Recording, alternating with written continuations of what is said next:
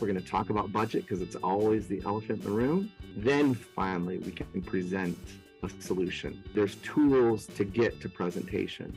Hey, this is how we're going to solve your challenge. We're not going to try to sell or add new products in at that point. We're going to be hyper-focused on products that they want to buy right now.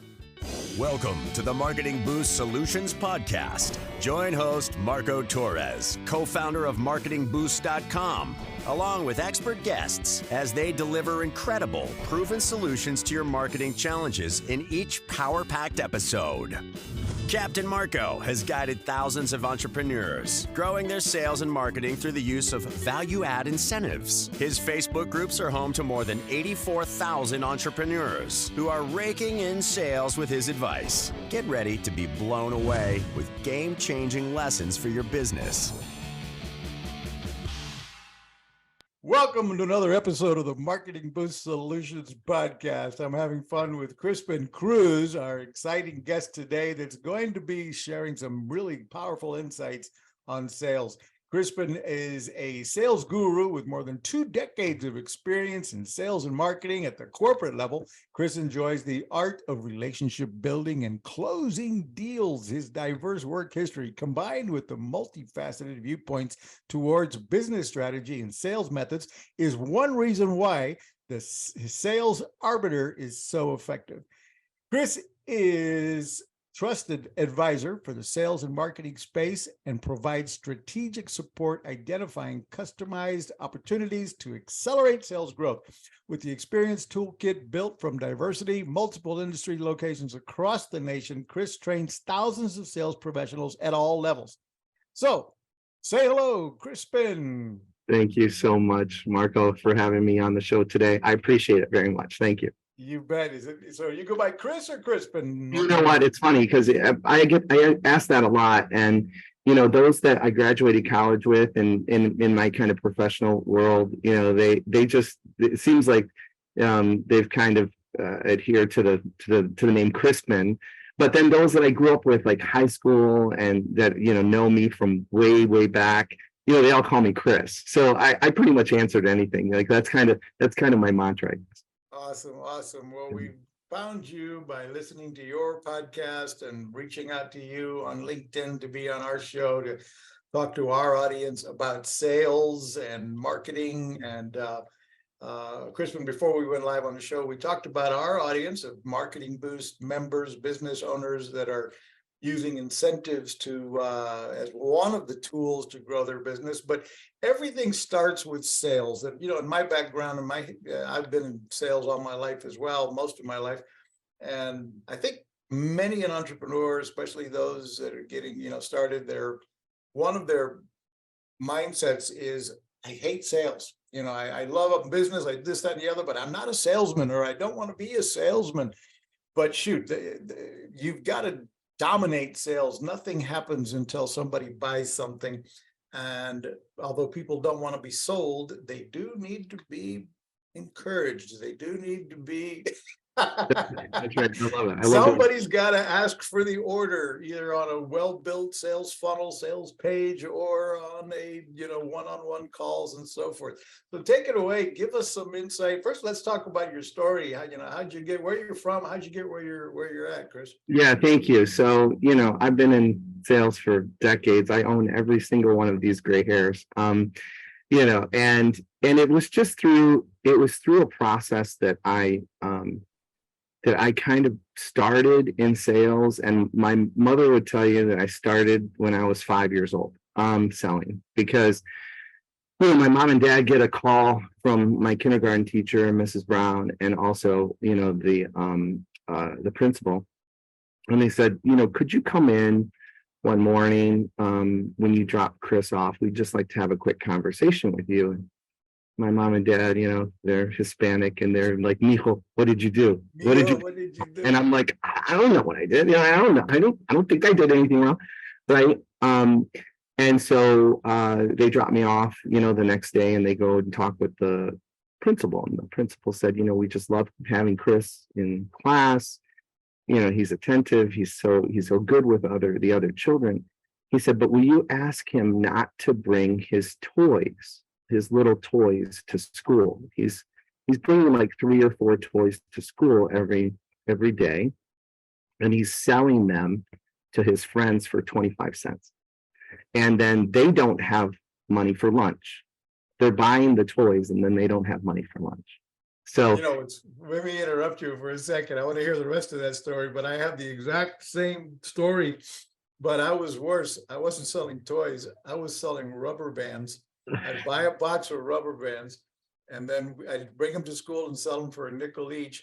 And I was encouraging everybody to be, shooting spit wads and putting them in and banging each other in the back of the head. And I'm selling the rubber bands where we could pull them out of your finger and just, shoot people. It's so good. It's so good. So I got in trouble. Principal come in, your son's selling. If I wasn't selling rubber bands, I was selling candy. I was selling something. So I'll just tell you, like, so my parents come, to pick me up, and my mom is just giving me an absolute tongue lashing about what I was doing, what I had done.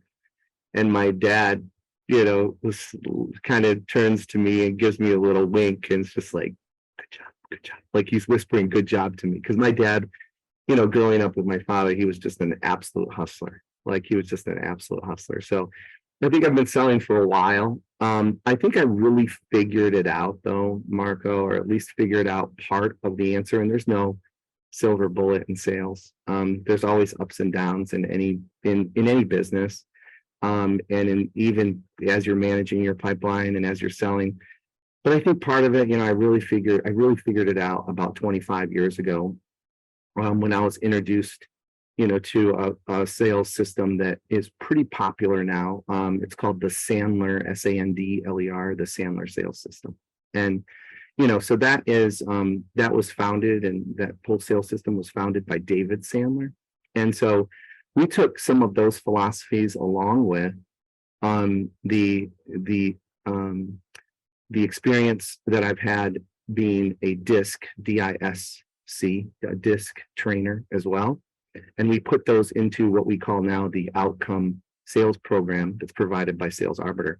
And we help for those things that you just talked about. One of the things that resonates so loudly with me is when you talk about like your identity and your role. And I think people get that mixed up a little bit, Marco, if you don't mind me saying, is a lot of entrepreneurs, and you said it at the beginning, they don't like sales. But here's the thing, that's your role. Your role as an entrepreneur, or part of your role as an entrepreneur, is playing that, that in that cast of characters. You're playing that role as salesperson, for your organization. And you should never let your identity and your role kind of intertwine, right? Because when that happens, then you become my father. You become a miserable 85-year-old like SOB that's just not happy. Like, it's not the guy I grew up with, right? The guy I grew up with was like always, laughing and jovial and like, talking to his customers. They were in the restaurant business for 40 plus years, and people would come to the restaurant and they would say, I came to see Chris, right? They wouldn't say we came for the food or the drinks or the service, and all of that was good. But they came to see him, right? And that's what built the business, was those personal relationships that he had and that he was building all along the way. So, now I see him and he's just not happy, right? Because he comes from the generation, which I believe, where your role defined kind of who you were, right? Your work defined who you were. And so it's really hard for me to see that now. It's difficult for me to see that now, because I realized that when his identity, who he is in his heart of hearts, and his role came together, then that's the reason why he has difficulty now putting definition, to his life, right? And so we need to, as entrepreneurs and as business owners, we need to keep those things very separate and understand in our role, we can be whoever we want to be. You can be a salesperson, right? As long as you have a system and a process and you follow that and you really work at it. And because if you're not a natural salesperson, that doesn't mean you still can't be a good one, right? I don't know if that's making any sense. Yeah, for sure. It's funny too. I can't believe some of our backgrounds are so similar. Are you of Mexican descendants by chance? I am.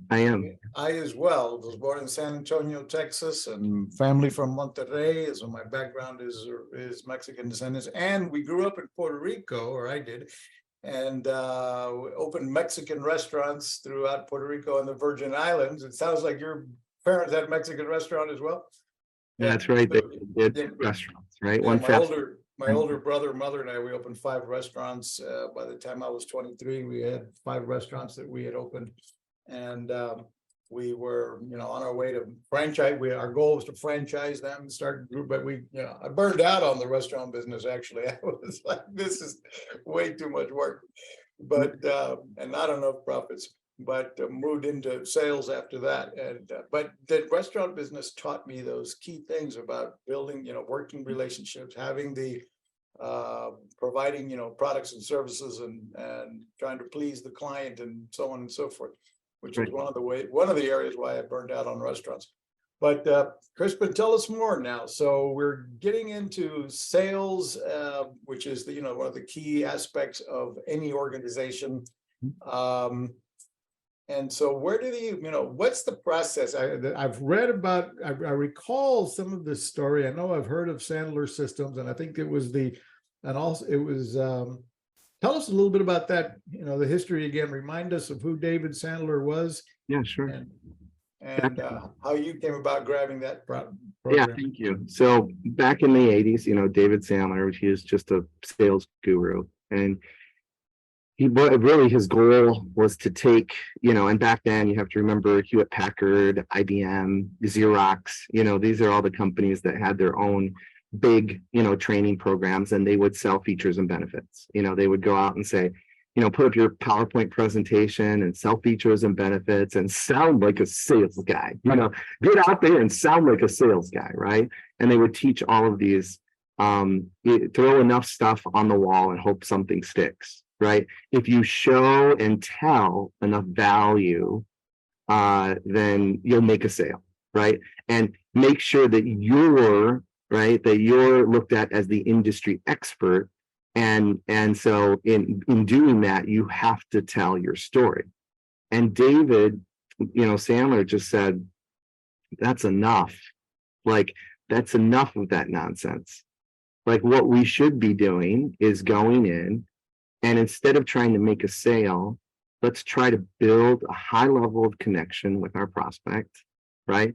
Let's try to go in and try to understand, what the compelling reason is for them to want to buy our product or service now or in the very near future. And if they don't have a compelling reason to buy our product or service now or in the very near future, then they are a suspect. They are not a prospect. Right?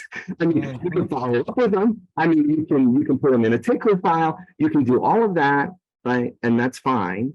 But you're not going to sell to them today, which means they are only a suspect, not a prospect. And so, how do we turn that table? Well, we have to change the way that we sell. We literally have to take the whole sales process and kind of turn it upside down.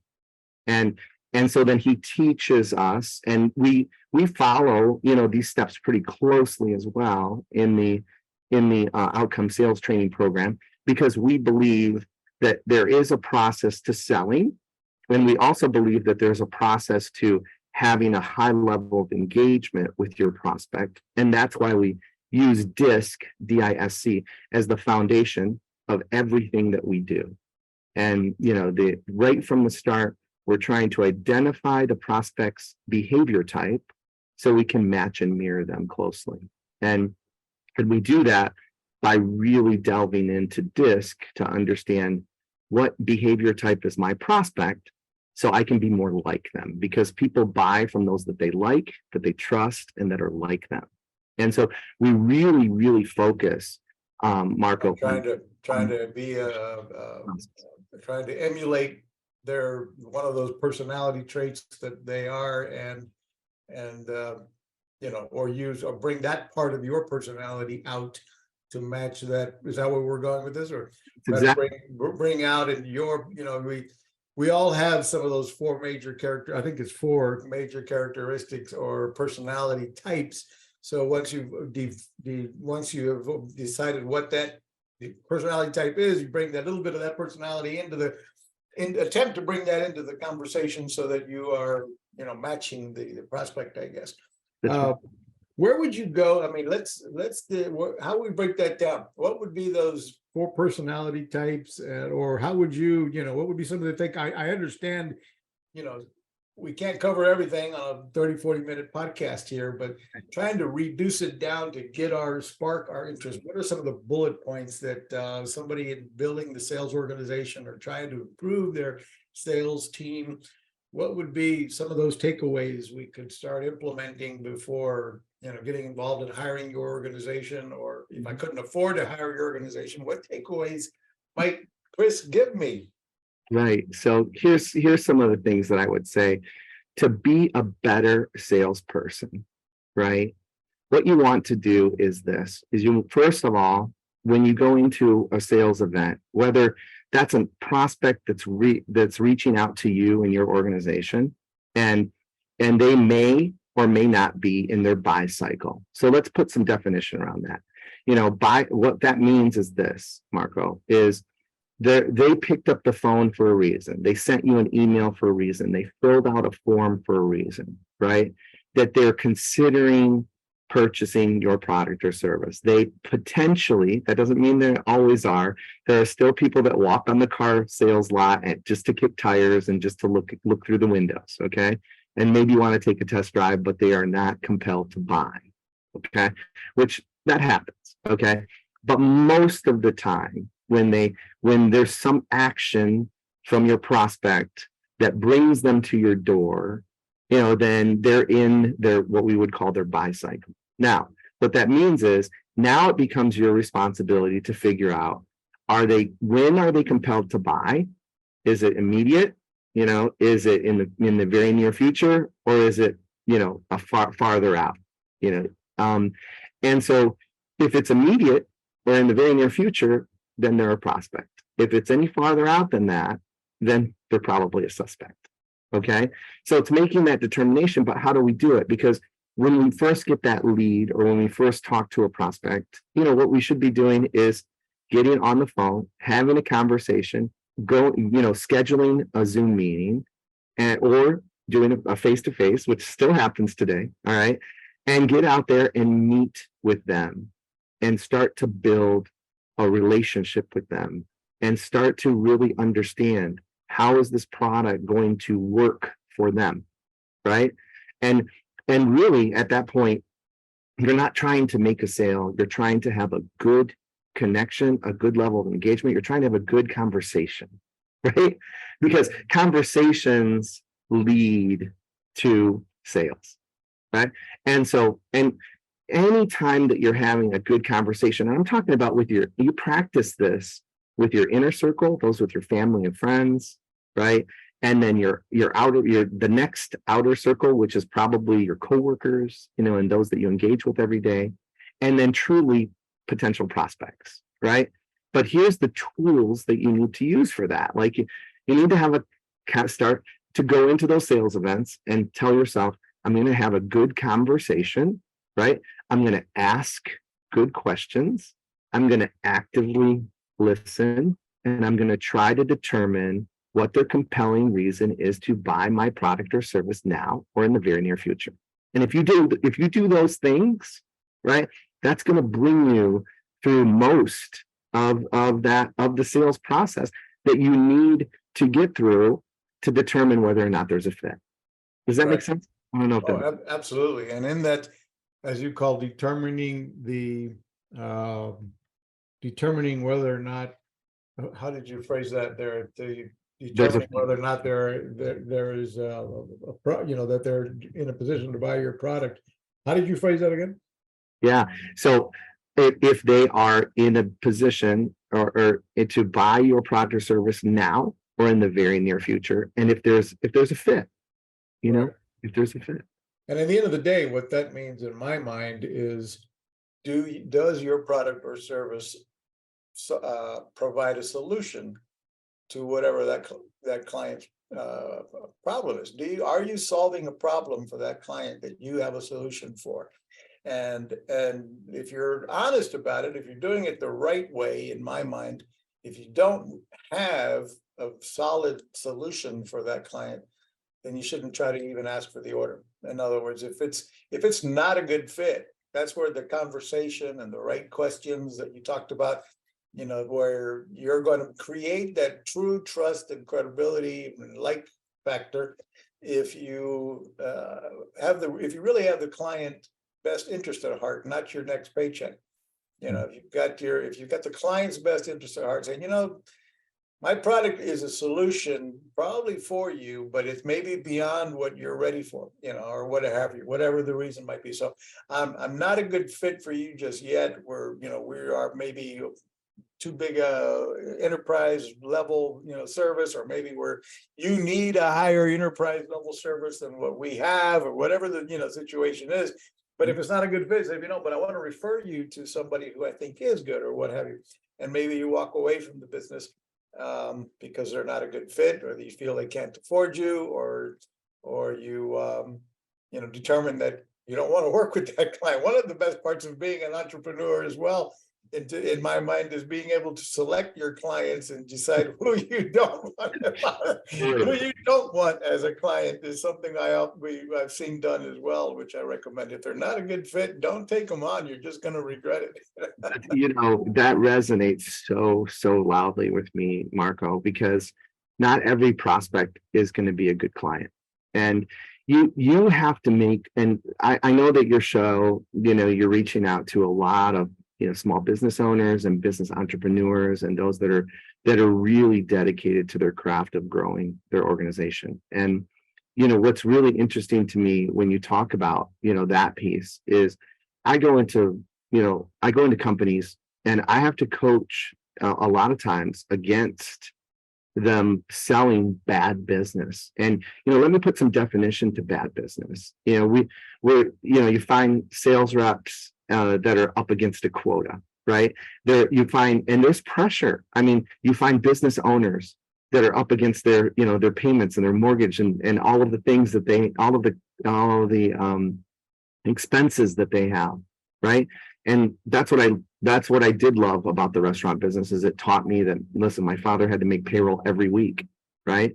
And so there are some great lessons in being an entrepreneur and being a business owner, but there's also a lot of pressure.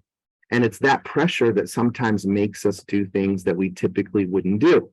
Like, and my father always said, he had always taught me, and he had always said, money makes people do a lot of things they typically wouldn't do. Right.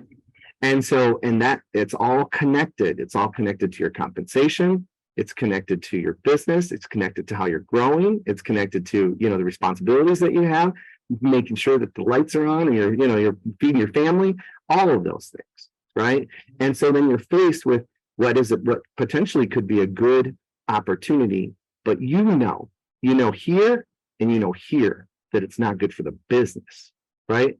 And so you close that piece of business, the client decides that they're going to come aboard with your organization, but that there's what we call in our training program, we call it this. It's an adult-child relationship. The prospect or the client now is the adult and you're the child, and they're just simply barking orders at you. Marco, I want you to do this and this and this and this, and if you don't do it, you're going to be in big trouble. I want you to do this and this and this and this, and if you don't do it, you're going to be in big trouble, right? That's a bad place to be, because what happens when you migrate that account as a salesperson, when you migrate that account to operations, they treat the operations team the same exact way, right? And you're just taking that cancer and you're just moving it from one department to the next, right? And so what typically happens? Those are the client now. Remember, we onboarded them, they're client, they're paying us now, right? So those clients end up costing us money. Because why? They're blowing up our phone every time something happens. We've got to send additional crews out, to service them because we didn't do the job the way that they expected it before, or originally, right? They always want more for less. right? They always want more for less. We know, we've had clients like that. And when you're starting a business, when you're up against it, when you've got to, you've got to make payroll, when you've got to make your mortgage, it's hard. It's real. You want to take the business, and then you realize, whoa, this was a mistake. Yeah. This particular, they demanded, and typically those were even ones that demanded discounts at the start, and now on and on and on, right? They demanded a bigger discount than they, I'll do it. Yeah, I'll offer you this, but I expect that. And because you were maybe somewhat desperate at the end of the month with bills to pay, you took the time.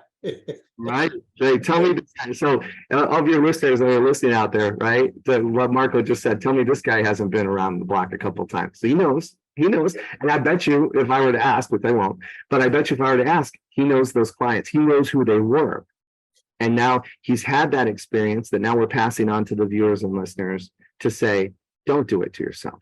Don't do it to your organization. If it means you have to bite the bullet for the rest of the month and then onboard good lifetime clients that see value in what you do and what you can do for them, right? And then you're going to get good referrals. Those are the clients that their biggest concern is not price. I mean, price is always going to be part of the conversation, Marco, you know that, right? But here's the thing, is that onboard good clients that are going to be partners with you. And this is another thing that I think that, those entrepreneurs and those business owners that tee you up, and listen to your podcast need to hear is not every, like we talked about, not every prospect is a good client, right?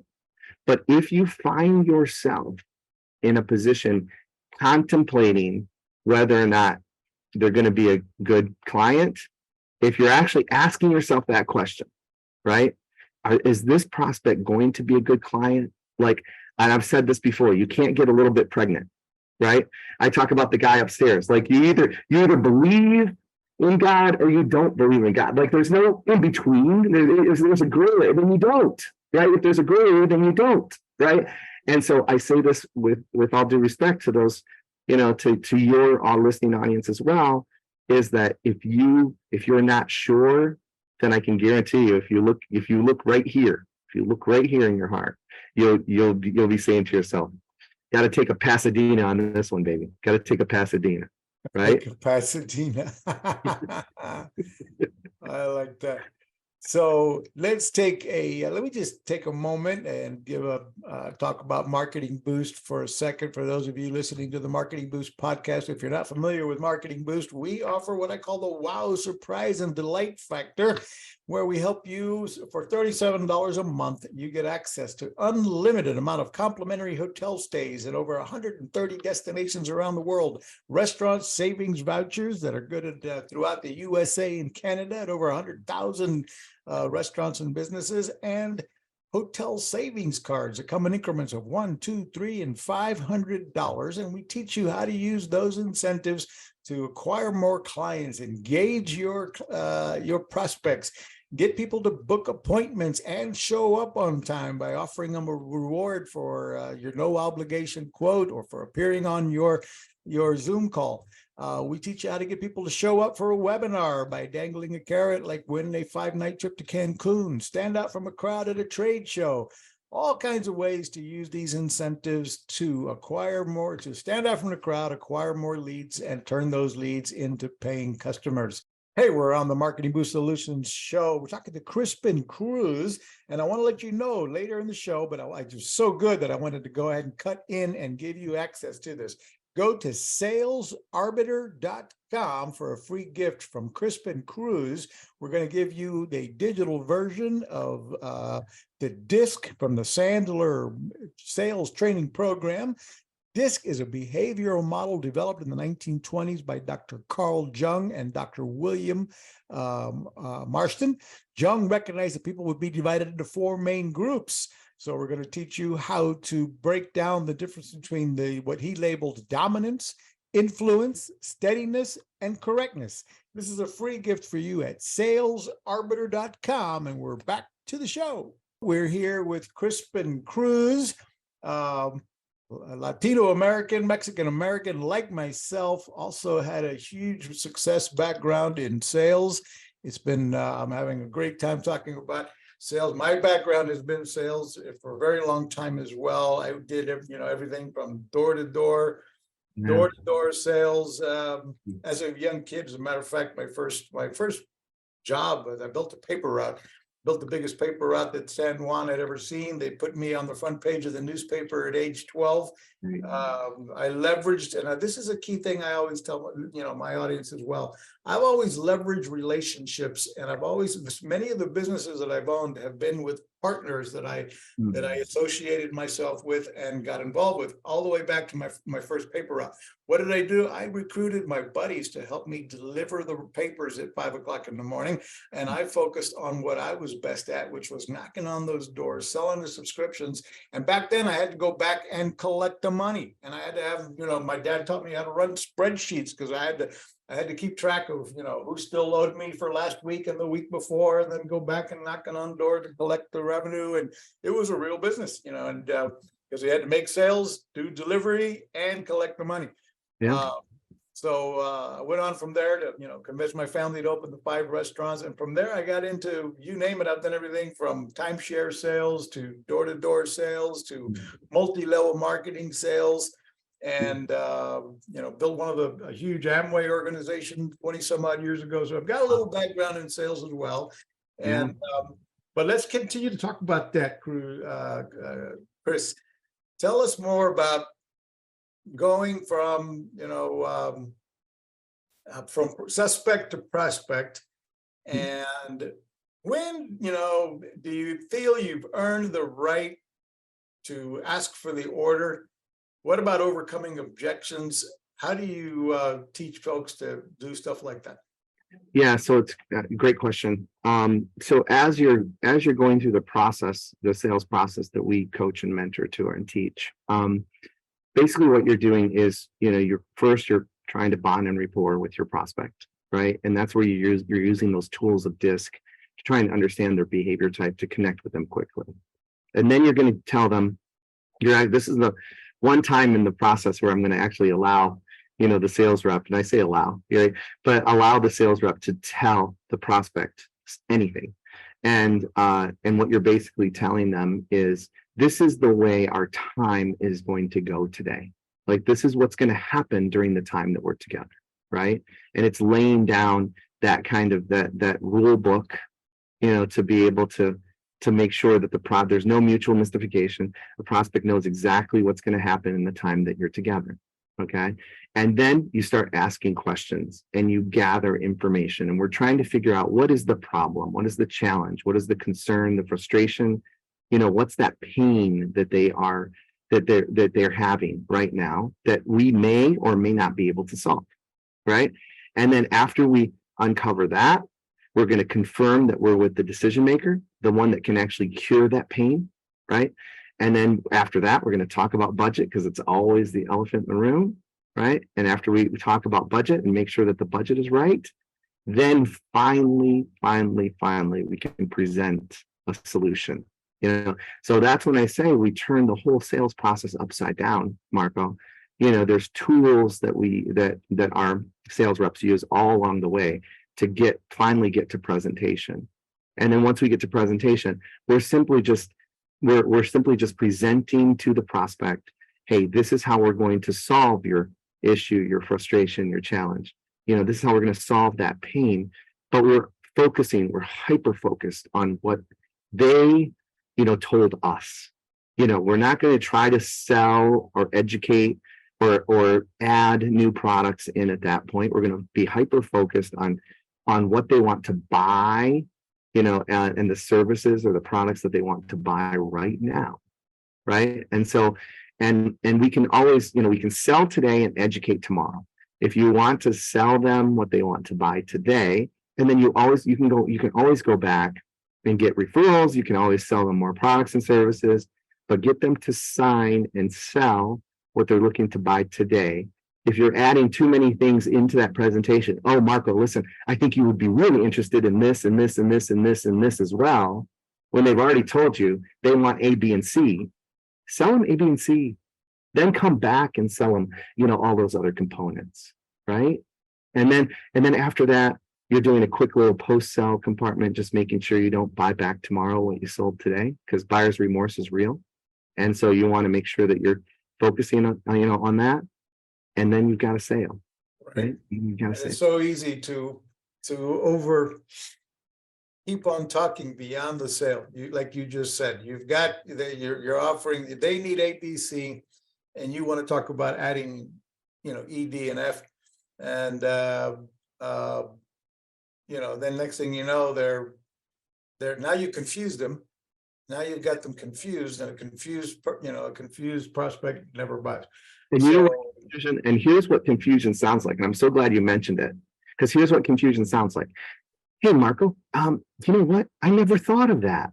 I never thought of E, D, and F as being part of this solution. So let me go back and talk to my team. Let me go back and talk to my wife. Let me go back and talk to Mr. Big. Let me go back and talk to someone about those other solutions that you brought up, because we never thought of it, right? And so out of role play, what they're going to give you is a big fat think it over. You have given them the golden ticket to give you a big fat think it over. And then what happens next? What happens next is real simple, right? You follow up with them. You think it was a great call, right? You follow up with them. Oh, okay, great, Marco. You know what? I'm glad you're thinking about that now. So I'll give you a call next week, and then we'll talk about next steps, right? You call them, your call goes into voicemail. You email them, your email goes into the electronic trash bin, right? They go into the witness protection program, right? We know that. They go into WPP. It's happened to all of us. Why? Because we derailed the right at the 11th hour. We derailed, that opportunity. Right? So easy to happen to you. You think, okay, I've got them. They want what I have. And now let me start talking about more features and benefits that didn't matter at the moment. That's right. Which could have been left for the day after the sale, part of the follow-up, part of the button-up process. Hey, this, by the way, I didn't even bother to tell you yesterday, but you also get with this, that, D, E, F. That's right. That's right. And, I brought up D, E, and F yesterday. Boom, I created the think about it. And now, think about it means you're likely never going to hear from them again. That's right. Then sell them what they want to buy today. Educate them tomorrow. Educate them, right? And don't think that when you're in that presentation step, you're not the trainer. You're not training them on. I've got a software solutions company, nationwide software solutions company. We've got about 60 reps altogether in that team that we're mentoring with, and we're training and coaching. And they get to that presentation step, and they bring that software up, and they're going through a full-blown training. I'm like, wait a second, don't we have a team that does that? Like, you're not training your prospect on every single aspect of your product or service. You're focusing on what they told you in the pain compartment when they told you that these are the things that we're interested in. And now you're just focusing on those items. Get the contract, get the sale. Not even on the training of it. You're showing them how this is going to solve the problem, your pain that you talked about. This is easy. This is a solution that's going to fix this problem. And it's going to give you the following results. Focus on the results, right? You want to say this, I totally get that this is the pain that you have. And let me show you how this product solves that, and how what the results are going to be. Yep. If you implement this, you're going to get, hey, we're going to get you here a lot faster. We're going to get you there a lot faster. We're going to get, A, B, and C. As you pointed out, we're going to solve those for you and help you get where you wanted to be, which was what, when we talked in our first, when I was asking you questions in our discovery, you told me that you wanted to be, by the end of this year, here, right? So do you think if I gave you this A, B, and C product, would that help you get to your goal faster by the end of the year? Would we get there with this solution? There we go. Get them to agree to that, you made the sale. That's exactly right. And you tell me, I hope your listeners are listening to this, because this guy knows what he's talking about. Right? Tell me that this guy, again, hasn't been around and hasn't been in those sales situations before. And Marco, you are right on it. It's a golden nugget, is take every statement, instead of feeling compelled to tell your own story, instead of feeling compelled to feature and benefit. Well, let me tell you about this solution. It's going to change your life, Marco, right? Instead of turn it into a question, like what he just did. What he just did was perfect, classic questioning strategy, right? Instead of telling your prospect, this is how it's going to solve your problem, ask the question. It's the same thing. You're still communicating the same thing, but instead you're waiting for a space, an opportunity for engagement with your prospect, instead of just telling them, what you or your company or your product or service can do, right? Yeah. Telling is not selling. Telling is not selling. Exactly. Telling is not selling. One of my biggest mentors very early on, one of the very first set of books I read on sales was the whole Zig Ziglar series. And, he always, one of the things that stuck to my mind way ever since I'm a kid that I read these books was God gave you 2 ears and 1 mouth for a reason. That's right. Zig Ziglar would say, so that you can listen twice as much as you talk. So if you ask the right questions, which is not a accident, you have to think through your questions and about sales in advance, so that if you're asking the right questions, your client will give you the information you need to see and define whether or not your product or service is actually going to be a solution. And if it is, now if you know your product is the solution, then by having listened to twice as much as you spoke, by asking questions and let them elaborate, ask another question, let them elaborate more. Now okay, my product is a solution for all of these questions and answers that you've given me. Now you're going to show them how your product or service solves that and the result they're going to get. And now you should have the confidence to ask for the order. And if you really believe that your solution is going to help them get to that goal that they mentioned during discovery, then again, overcoming the objections should feel, many people feel uncomfortable overcoming objections, right? They feel uncomfortable, as they ask for the order. Now they get objections naturally, which are, by the way, you should expect them. So you expect objections, that you shouldn't be surprised by them. Obviously, you want to design your sales presentation to overcome objections along the way, ideally, versus be fighting them at the end after asking for the order, right? Here I'm carrying away on you're the expert in sales, but so let's talk about that. Let's talk about overcoming objections real quick. Yeah. So, it's a great point, because when what is an objection? Like when we think about that, it's typically a prospect asking us a question, right? It's a questioning strategy. And here's the basic sales 101 philosophy that I think gets lost in translation. When a prospect is asking questions, they're in control. They're in control of the sales event, because they've got you back on your heels, answering the question the way that you believe that they want to hear the answer. And that means that you are not in control.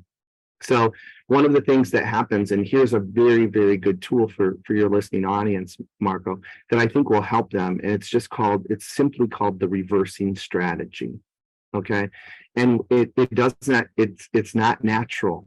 It needs to be practiced. And here's one of the other pieces that I want to share with your audience is, you want to become a good salesperson, then you need to practice selling. You need to practice. It takes work. It's not going to be easy. Okay. And you may have to fight against some of these natural ways that you would typically behave in any event, in any engagement that you have, which means, when someone asks you a question, we have this deep, compelling feeling to answer. All right. But what we should be doing is using a reversing strategy or reversing technique.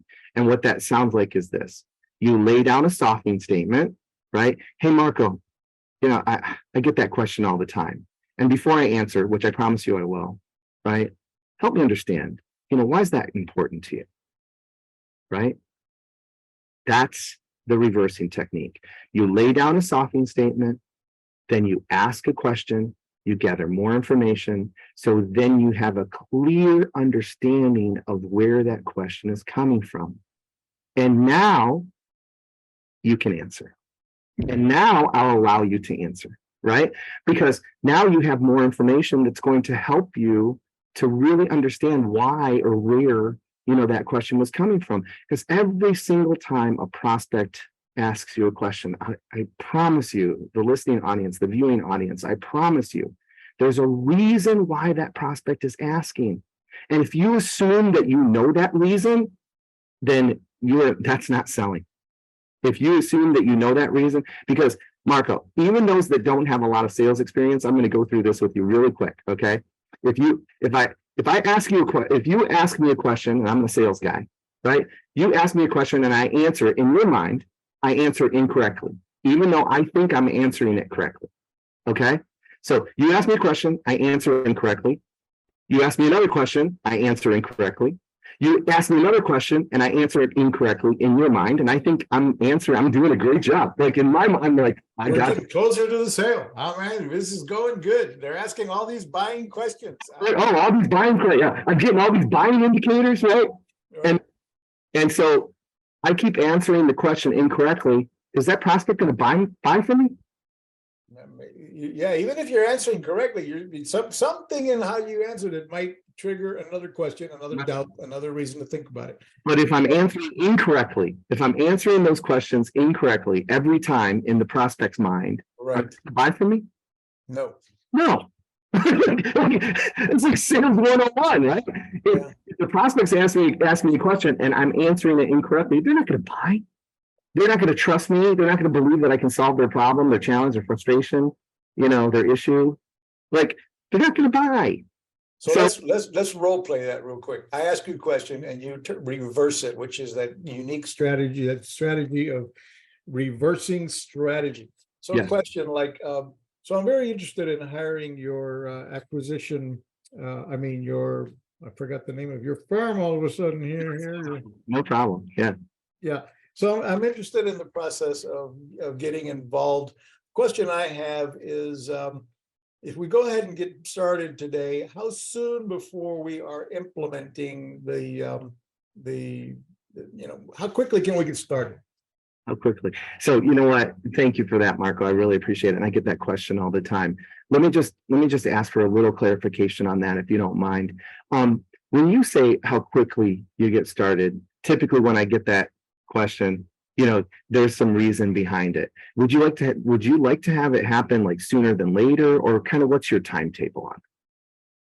Well, I do. I mean, I want to stall this actually because I've got, I'm traveling for the next few weeks and so on. So it's going to be, I couldn't get started any sooner than end of July. Okay. So I just wanted to know can I stall the initial payments? Or whatever the point being, but I loved how you got to that where you were it was an easy question to answer. You could have just come back right with, well, sure, we could start next week, but you didn't even. Maybe the whole problem is I don't want to start next week. I want to. That's exactly. Not reversing it. By reversing it, you found out the whole issue is I need to start at the end of July. So now you can say, well, let's put no problem. We can take a partial payment today, and then we can start the full payment on July 1st, and whatever it is. Exactly right. So, and here's where you find yourself when you use the reversing technique, even with that role play, right? And don't think I have this deep desire to answer the question, right? I have these loud noises screaming, you've got to answer the question, Chris. You got to answer the question. You got to answer the question. Like I physically have to bite my tongue not to answer that question, even in role play, right? And so, but here's the thing: is that I'm going back and I'm forcing myself, because I've practiced and I've worked on it.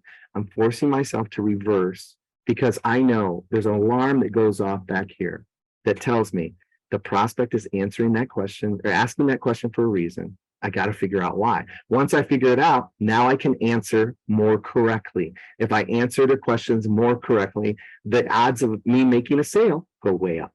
I love that whole reverse strategy. And, it's something I've used obviously over the years myself as well, but not as often as probably should, because it's so easy to get caught up in just assuming you need to answer the question, as you said, without thinking of the reverse strategy and why that's important. I always like to point out to my salespeople that you're in my mind, being in sales is a little bit like being on stage as an actor or a speaker or I kind of refer to it as an actor.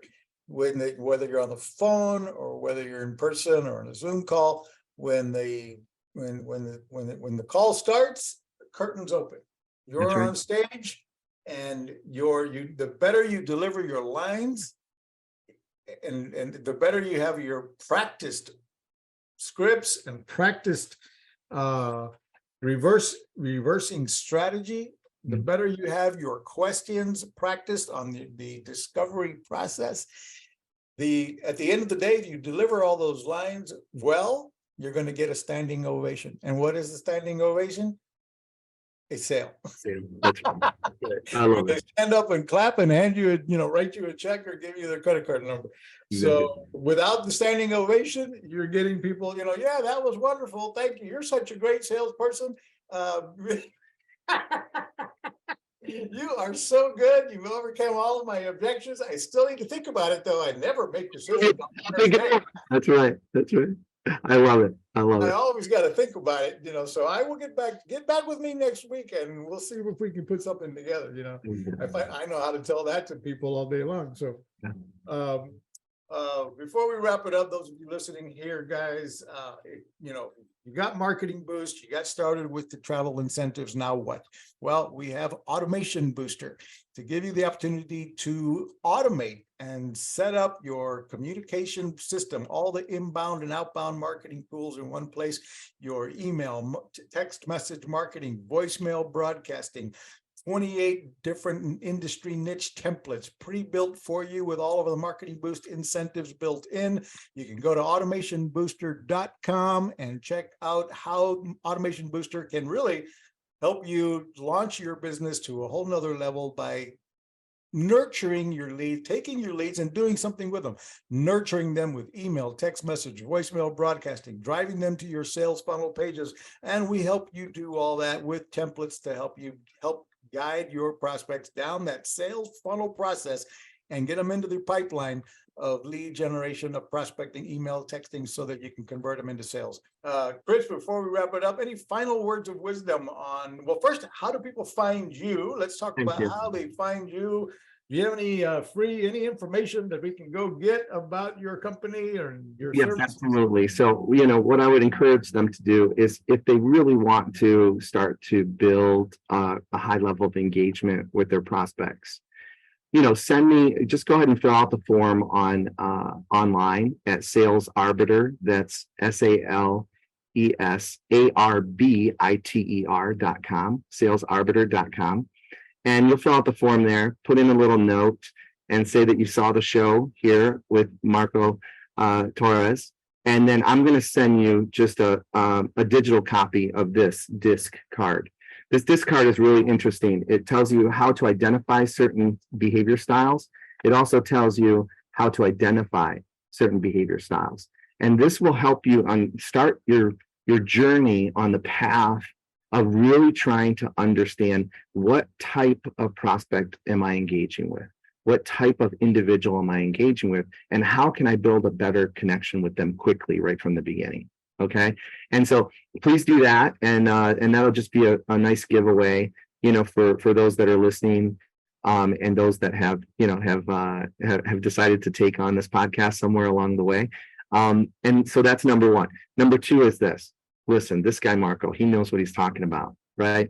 When I meet people that tell me they're a sales and marketing expert, I kind of laugh at that, because I maybe without breaking my arm to pat myself on the back, maybe some people consider me a sales expert, but I am not a marketing guy. Like I do not pretend to know all the ins and outs of marketing, and talking about an incredible solution that will drive people to your organization, drive to them to your doorstep, So then you'll have more opportunities. Talk to this guy, Marco. Talk to him about his solution, because he is truly a guru in that space, right? And so I'll tell you, it's too. And for those entrepreneurs out there, we keep this. There's a very bright line that we draw between sales and marketing, at least in my organization. Others maybe not, but in my organization, we draw a very bright line. You need to have two experts in both of those in those silos to really make your organization grow, to give your organization the opportunity to get to that next level. All right. Isn't that true? You've got the marketing team and you got the sales team. And if you've done it right, they're going to clash, because the sales people are always going to say the leads suck. Right. That's right. That's the right. Prospects suck, and the marketing team is going to be, you guys can't close the door. Yeah. And that's why somewhere in the middle, we're going to find good prospects and good sales. That's exactly right. And I'll tell you this though, the teams that we work with, Marco, that have that, and this is a very important word in our business world right now, which is called collaboration, right? That collaborate, that really work with one another, that understand, the product and what we're trying to do and how we're trying to grow the company. Those teams that are working in collaboration with each other, the strong marketing division and the strong sales division, those are the ones that are getting it right most of the time, right? Those are the ones that are succeeding. And so, I always believe in the ability to have marketing and sales come together and collaborate and just really help to have that vision of how they're going to grow the organization. Yeah, that's true. They do need to be, somewhat separate, but they got to collaborate. That's for sure. That's right.